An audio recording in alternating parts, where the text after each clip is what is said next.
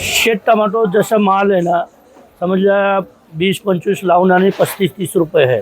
चांगला माल चांगला क्वालिटी आहे ते 35 रुपये आहे. बाकीचे हलके भारी जी कमी जास्त लागते ते 20-25 रुपये असंच आहे. आता थंड वाढलं म्हणून बाजार वाढली, आज 4 दिवस झाली. नाही ह्याच्या परत टमाटर आणि 10, 12, 14 एवढे होते. ग्राहकाचा प्रतिसाद कसा आहे? ग्राहकाचं काही जसं तसं माल लागतं तसं घेता माणसा, जिनी जशी कपॅसिटी आहे तसंच घेता ना. कुठून येतो टोमॅटो?